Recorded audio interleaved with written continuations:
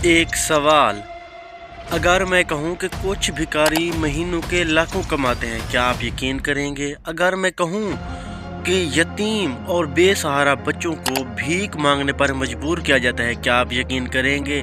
और अहम सवाल ये कि हम ये सिस्टम खुद चला रहे हैं, तो क्या आप मानेंगे? आप इस वीडियो को आराम से देखना, क्योंकि इस वीडियो पर सख्त बात करने की ज़रूरत है।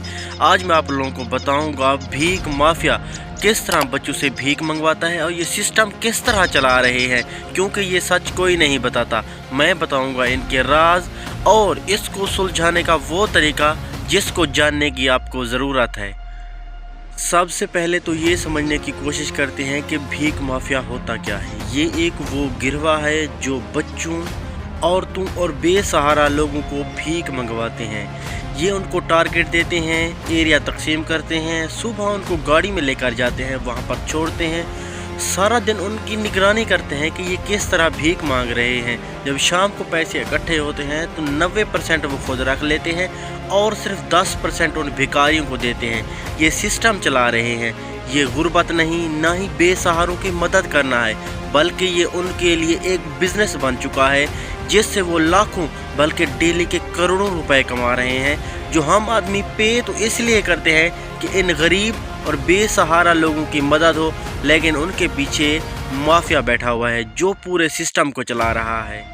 अब बात करते हैं पाकिस्तान के सबसे बड़े शहरों की, कराची, लाहौर, इस्लामाबाद।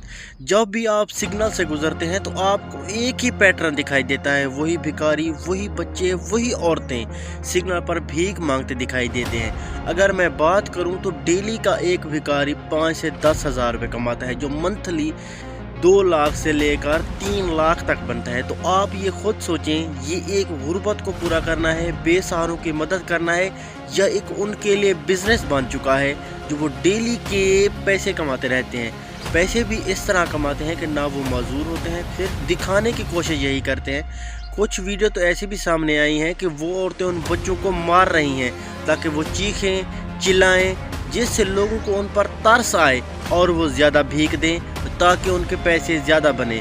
कुछ तो औरतें वो भी हैं जो किराए पर बच्चे लेके आती हैं। सुबह सवेरे हर हाथ में एक नया बच्चा होता है। जब वो सुबह गुजरती हैं तो एक नए बच्चे के साथ। छोटे बच्चे ज़्यादा फ़ायदेमंद होते हैं क्योंकि वो सारा दिन रोते रहते हैं, जिसकी वजह से लोगों को उन पर तरस आता है, जिसकी वजह से वो ज़्यादा भीख देते हैं। आप हिसाब लगाएं और गौर करें कि कोई लंगड़ा आदमी है या बच्चा जो सो रहा होता है, जब आप सिग्नल पर पहुंचते हैं तो वही लंगड़ा आदमी रोने लगता है और वो बच्चा अचानक से जाग जाता है। कि वो ऐसे होता है? नहीं, इनके पीछे उनकी स्ट्रेटजी है जिसे वो चलाकर अकल का इस्तेमाल करते हैं कि लोग उनको ज़्यादा भीख दें, बच्चे रोएं और जो बूढ़े आदमी हैं वो मजदूर होने का नाटक करें ताकि उनको ज़्यादा पैसे मिलें। तो आप खुद अंदाज़ा लगाएं कि ये एक भीख है या फिर एक प्योर बिजनेस जिसे माफिया चला रही है, और हुकूमत को इनको टैक्स भी नहीं देना पड़ता। और सबसे ख़तरनाक बात यह है कि ये ज़्यादातर बच्चों का इस्तेमाल करते हैं। वही यतीम बच्चे, बेसहारा,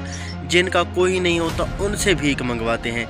चाहे सर्दी हो, गर्मी हो, बारिश हो रही हो, वो इन बच्चों से भीख मंगवाते रहते हैं, क्योंकि हम लोग इनका खुद मुस्तकबिल छीन रहे हैं। क्योंकि ये बच्चे ना ही खेल पाते हैं, ना ही स्कूल जा पाते हैं, ना ही अच्छे आदमी बन पाते हैं, सिर्फ बनते हैं प्रोफेशनल भिखारी, जिनके पीछे ये माफिया बैठा होता है जो इन पर तशद्दुद भी करता रहता है। बाज़ औक़ात तो देखने में ऐसा आया है कि शाम को जब इनको कम भीख मिले तो वो इन्हें मारते हैं ताकि इनके ज़ख्म दिखाई दें और लोग तरस खाकर इनको ज़्यादा भीख दें।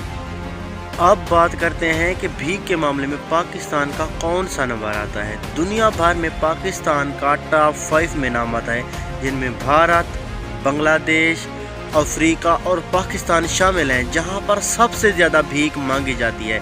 कुछ दुनिया में ऐसे ममालिक भी हैं जहां पर बिल्कुल कम भीख मांगी जाती है, जैसे कि सिंगापुर, मलेशिया, स्वीडन जैसे मुल्कों में भीख बिल्कुल कम मांगी जाती है, क्योंकि वहां पर पुलिस की कड़ी निगरानी। भीख माफिया बेसहारा बच्चों, यतीम बच्चों और औरतों का इस्तेमाल करते हैं। उनको कड़ी से कड़ी सज़ा दी जाती है ताकि वो आगे ऐसा ना कर सकें। अब सवाल ये पैदा होता है, क्या भीख देना गलत है या फिर सही?